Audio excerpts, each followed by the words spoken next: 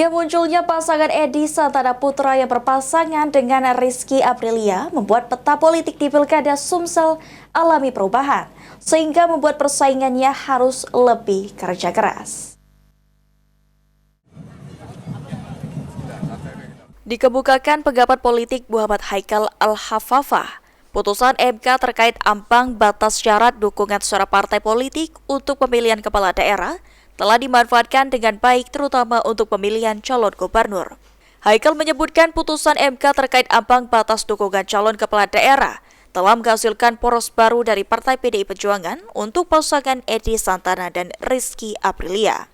Sehingga dengan munculnya pasangan tersebut akan merubah peta politik Sumatera Selatan yang sebelumnya digadang-gadang akan terjadi head-to-head antara Herman Deru, Ci Ujang, dan Mawardi Yayat serta RA Anita Nuringhati.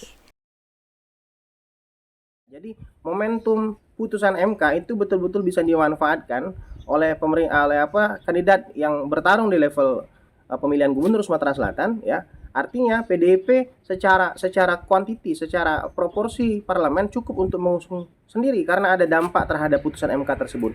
Bagaimana dinamika selanjutnya? Artinya yang dulu Herman Deru yang digadang-gadang akan berhadapan sama Mawardi, tapi kemudian ada poros tengah yang muncul dengan kader PDIP, Rizky dan Pak Edi.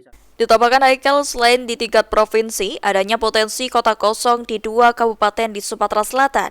Dan adanya pasangan 2 serikandi di kota Palembang dinilai cukup menarik pada kontestasi Pilkada November mendatang. Eki Saputra, PAL TV.